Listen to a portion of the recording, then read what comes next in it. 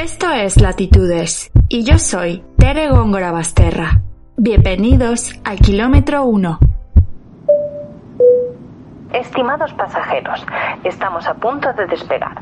Para que su vuelo sea más placentero, le recomendamos que active su modo avión, desconecte de todo lo que le preocupe y déjese entretener durante el breve espacio de viaje.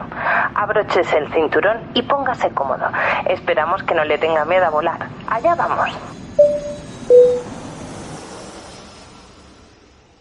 Norte 40, oeste 105.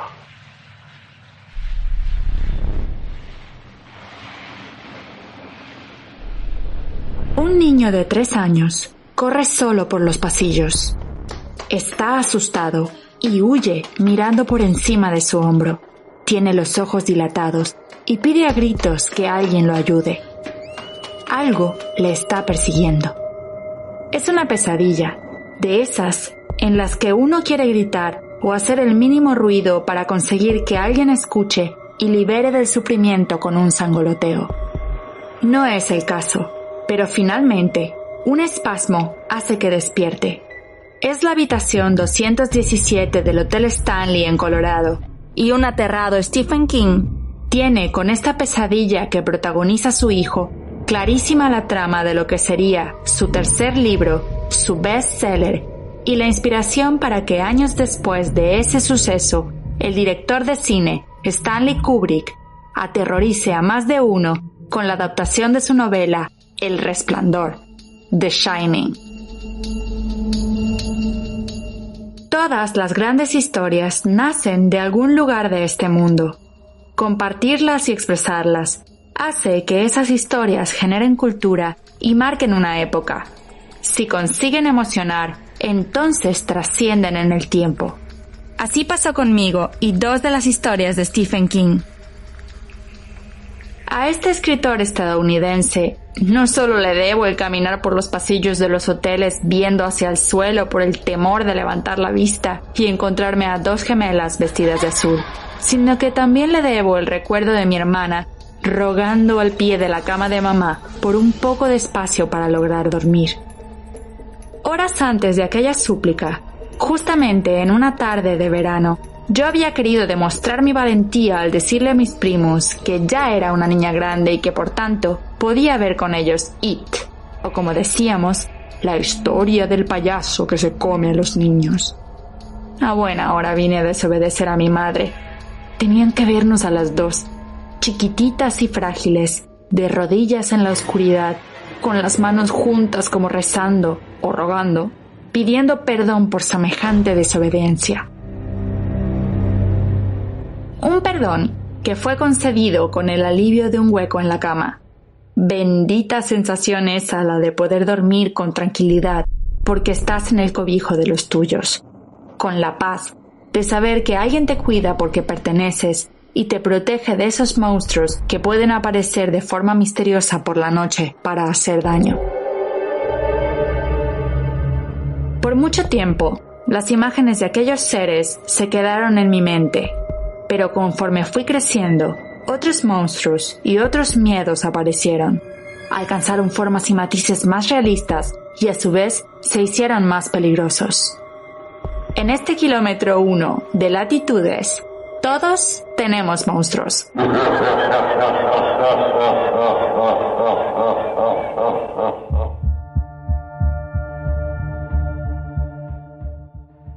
Me encanta saber que sigues aquí.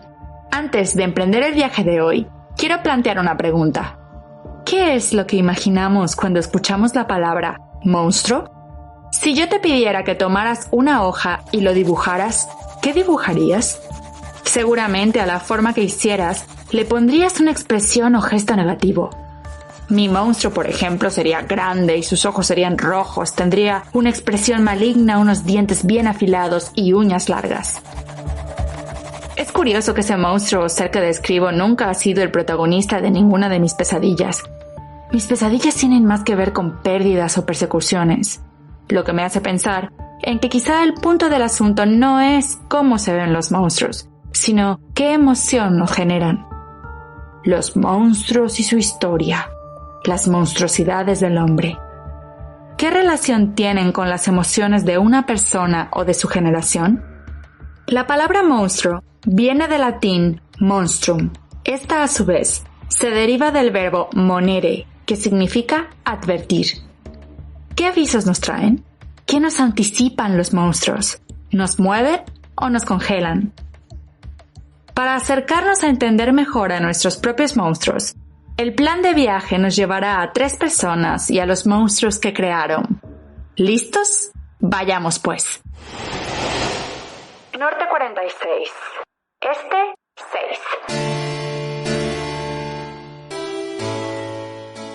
6. Es casualmente un verano en Ginebra, Suiza. 5 amigos se reúnen para hablar y escribir. Estamos en 1816 y faltan por lo menos 100 años para la invención del televisor, por no decir por supuesto el hallazgo del Internet y las redes sociales. Sin dispositivos que reproduzcan imágenes, hay libros. Aquel verano no fue un verano normal, porque llovía casi todo el tiempo, y como suele ser cuando las circunstancias limitan para salir al exterior y el ambiente crea una atmósfera de misterio, a las manos de aquellos amigos llegaron las historias de terror. De pronto, alguien dice: escribamos cada uno una historia que quite el sueño, que aterrorice.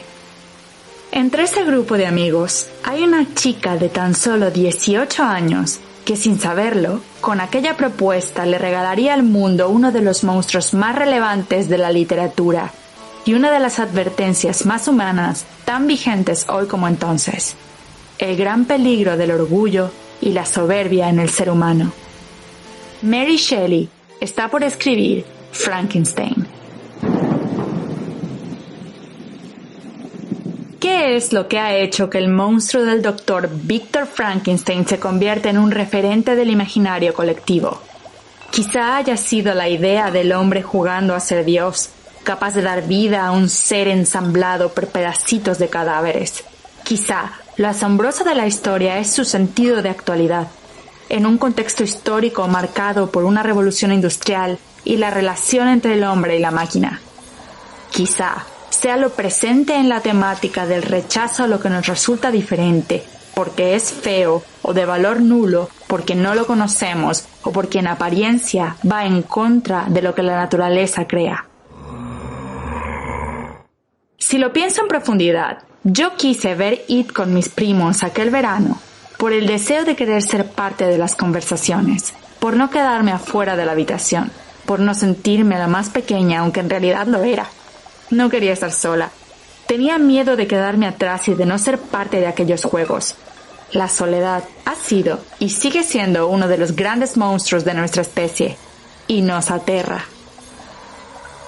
Mary Shelley conocía bien este sentimiento. Su vida había estado marcada por pérdidas, antes y después de haber escrito Frankenstein.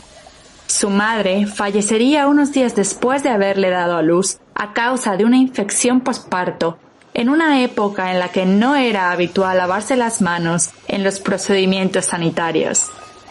Su padre, su marido y 4 de los 5 hijos que tuvo morirían también de maneras trágicas e inesperadas. Ella misma murió a causa de un tumor en el cerebro a los 53 años. Si algo me gusta de la lectura es que, en palabras del escritor francés Antoine Houdard de Lamotte, nos hacemos contemporáneos de todos los hombres y ciudadanos de todos los países. ¿De qué se nos advertía entonces que resulta tan vigente en este siglo XXI que protagoniza una 4ª revolución industrial llena de inteligencia artificial y Big Data? Si han leído la historia, saben que el monstruo creado por Victor termina destruyendo todo lo que había amado. Lo lleva a la persecución y finalmente a una muerte en soledad con un desconocido que se convierte en su amigo. Pero hay algo con lo que me he sentido identificada. Durante el proceso de creación del monstruo, Victor Frankenstein se aísla y deja de comunicarse con sus familiares. Su orgullo y su ambición por demostrar que era posible usar la ciencia y la electricidad para dar vida lo llevan a alejarse de todas esas pequeñas cosas que hasta entonces le habían dado valor y aprecio por la vida. ¿Qué sería de la historia si él hubiera salido de su individualismo? ¿Y si alguno de los personajes hubiera estado ahí cuando la criatura cobró vida?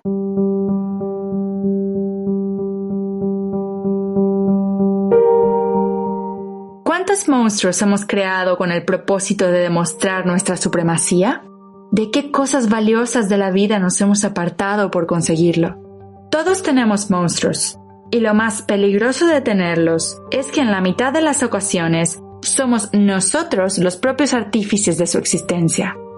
Lo peligroso de crearlos es que a veces no solo se convierten en dictadores de nuestros proyectos, sino que conseguimos que dirijan y dominen las vidas de otras criaturas a las que influimos y lastimamos lo más puro del ser humano, la esencia. Con este concepto en mente, con la esencia, vayamos a nuestra segunda historia del vuelo de hoy. ¿Listos?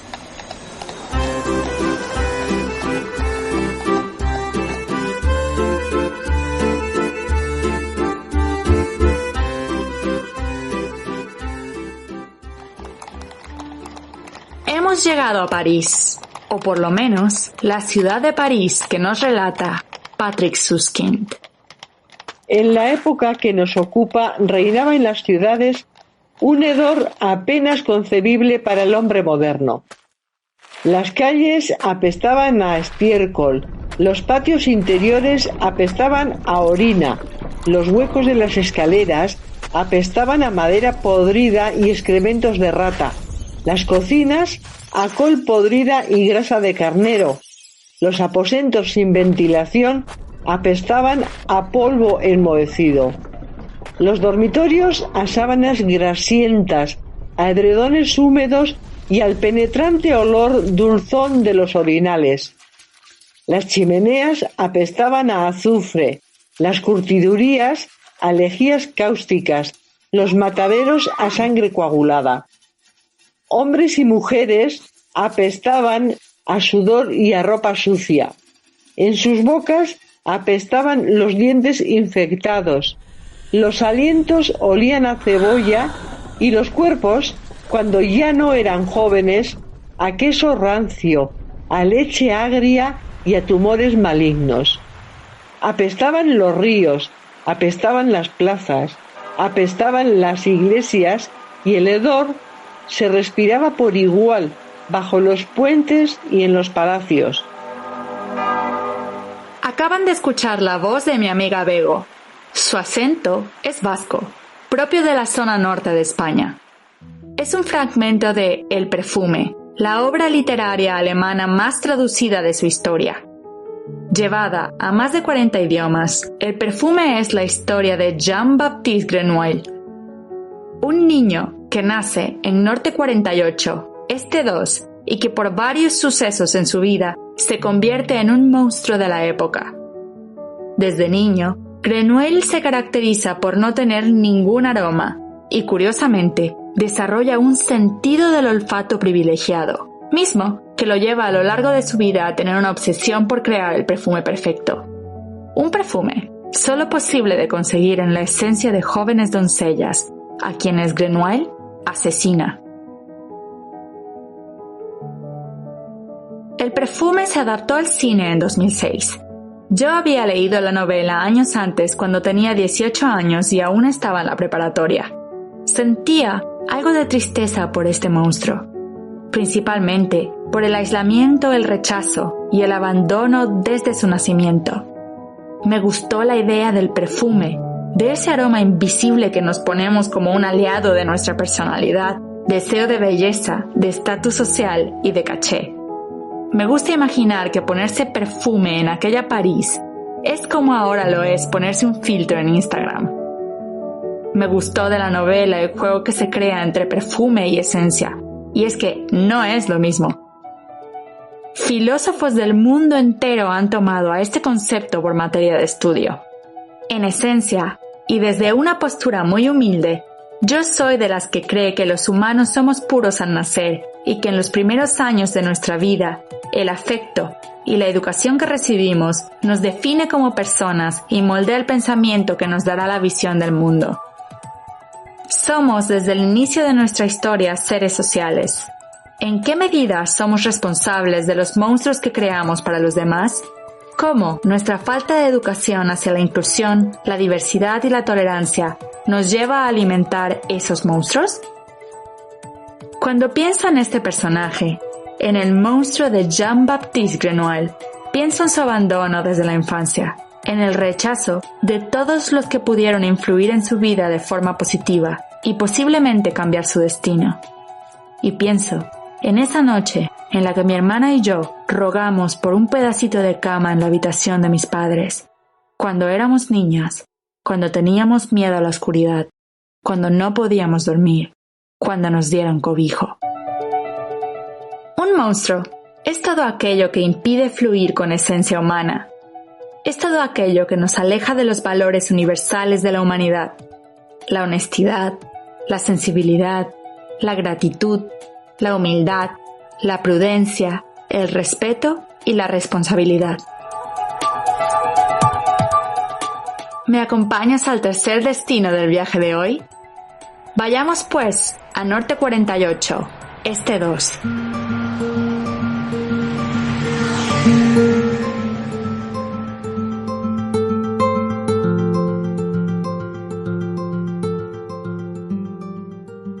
Estoy en las afueras de Madrid, en un lugar llamado Hoyuelos, muy cerca de Segovia. Estoy en un ejercicio de creatividad y me piden dejar atrás a mis propios monstruos. Junto con otros 13 compañeros de viaje, lo hago. Voy en busca de mis propios miedos y los encuentro. Casualmente, no son aquellos seres que personificó Stephen King en aquel Red Room o el payaso de Pennywise.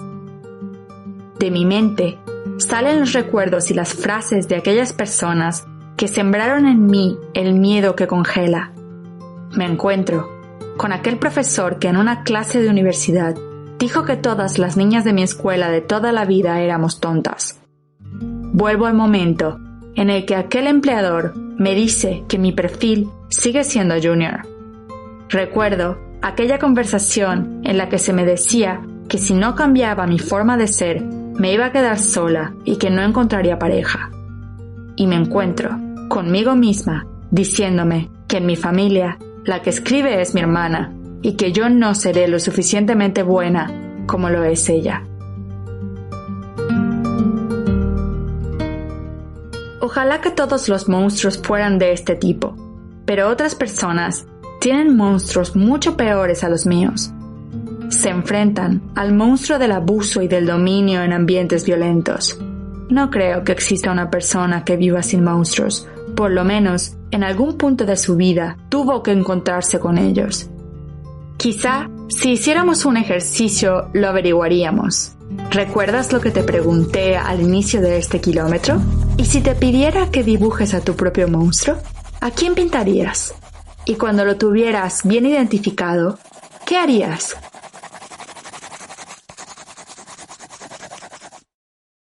A mí, encontrarme con todos ellos me ha hecho tomar la decisión y ponerme en marcha.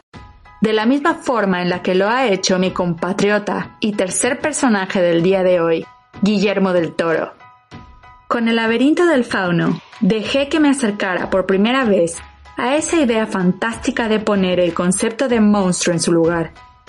Del Toro dota de poderes a seres mitológicos que él mismo llama monstruos. Otorga valentía a personajes femeninos conmovedores y personifica la maldad en hombres de carne y hueso. Consiguió acercarme a esta idea fantástica por segunda vez cuando vi The Shape of Water y sentí verdadero temor y nerviosismo con la maldad que encarnó Michael Shannon, quien dio vida al agente Strickland. La visión de Guillermo del Toro me resultó inspiradora. Cuando recibió el Globo de Oro en 2018 por esta película, dijo en su discurso algo que me cautivó y que desde entonces llevo por principio. Desde niño, le he sido fiel a los monstruos. Ellos me han salvado y me han absuelto, porque creo que los monstruos son los santos patrones de nuestras bellas imperfecciones y representan la posibilidad de fracasar y de vivir. ¡Wow! ¡Qué manera de tomar a nuestros monstruos por los cuernos y usarlos como aliados para crecer, o mejor dicho, salvarnos! Cuando empecé con la idea de tener un podcast y comencé a grabarme, un nuevo temor me invadió. Me di cuenta de que desde mi llegada a España, mi acento ha cambiado un poco. Y verán, para mí, el acento es algo así como el perfume. Es un característico de la personalidad de cada individuo. Temí al escucharme recibir críticas por un acento que no sonara a México siendo mexicana, pero confié en la posibilidad de que muy por encima de los sonidos prevaleciera mi esencia. Casi me resulta una paradoja. Para los españoles, mi acento es mexicano. Para los mexicanos, sueno cada vez más como los españoles. Al fin, confrontarme con este temor me ha hecho ver que este cambio sonoro en mi forma de hablar y expresarme no es más que una advertencia de mi trayecto, de la suma de tantos encuentros que hacen que mi acento sea el acento de los extranjeros. Después de que Guillermo del Toro diera aquel discurso, en una rueda de prensa, una periodista china le preguntó sobre cómo mantenía el balance entre ver el lado oscuro de la naturaleza humana y aún así ser un hombre alegre y optimista. Él respondió con esto: I'm Mexican. And you know, no one loves life more than we do in a way, because we are so conscious about death. So the preciousness of life, standing side to side to the one place we're all going through. Let's say everybody in this planet boarded a train that was final destination death. So the train, we're going to live. We're going to have beauty and love and freedom. And I think that when you eliminate one of the two sides from the equation, it's a pamphlet. When you take in account the dark to tell the light, it's reality. Traduzco para que no pierdan detalle en sus palabras. Porque soy mexicano. Nadie ama más la vida que nosotros porque estamos conscientes de la muerte. Apreciamos la vida porque vivimos con la muerte. Todos en este planeta abordamos un tren cuyo destino final es la muerte, así que vamos a vivir, disfrutar, amar y ser libres. Dicen que Mary Shelley aprendió a escribir su nombre visitando la tumba de su madre en el cementerio. La muerte estuvo siempre cerca de ella y aún así fue capaz de crear belleza y reflexión. Patrick Süskind, el autor de El perfume, se ha mantenido aislado y reservado a lo largo de su vida, aún tras el éxito de su novela. ¿Por qué lo habrá hecho? Quizá para sobrevivir al terrible monstruo del ego. El 19 de enero de 1961, la poeta argentina Alejandra Pizarnik escribió en su diario: «Un monstruo me persigue. Yo huyo, pero es él quien tiene miedo. Es él quien me persigue para pedirme ayuda». ¿Y ustedes? ¿Cómo usarán a sus monstruos? Espero que el recorrido por las latitudes de este primer kilómetro te animen a hacerle frente a esos monstruos que habitan en tu cabeza. Estos podcasts son creados desde mi inquietud y deseo de compartir mi interpretación del mundo. Soy consciente de las cosas que ignoro, pero también de todo aquello que quiero compartir. Vamos a aprender y crear comunidad. Recuerda que la música es clave para la vida. Si visitas www.somoslatitudes.com, puedes encontrar distintos contenidos para enriquecer el viaje que te hemos propuesto hoy. Latitudes es encuentros que humanizan. Es sonido positivo y una ventana para generar la reflexión. En otras palabras, Latitudes promete generar buena vibra y poner en valor los valores a través de las humanidades. Un proyecto que surgió en el curso Wonder Being de la consultora estratégica Soulsight, una experiencia diseñada para ayudar a los líderes del siglo XXI a fortalecerse como creativos, éticos y humanos. Me despido por ahora, no sin antes agradecer al resto de la tripulación. A Mabel Sánchez y Laura Valero, creadoras de la identidad gráfica. A Kenneth Trian, al mando de la postproducción, a Adi Góngora Basterra, con lápiz en mano para el apoyo editorial, además de la voz de Begoña Bernaola, que ha aportado con su narración a que nuestro podcast tenga acentos. Todos ellos ubicados en diferentes latitudes del mundo y conectados por un mismo propósito. Hasta el próximo kilómetro, dejo que sigas en movimiento y recuerda que en cada latitud de tu camino hay una idea, una emoción, una persona y quizá también un monstruo. Tú también dirige tu propia historia. Somos los encuentros que tenemos, somos latitudes.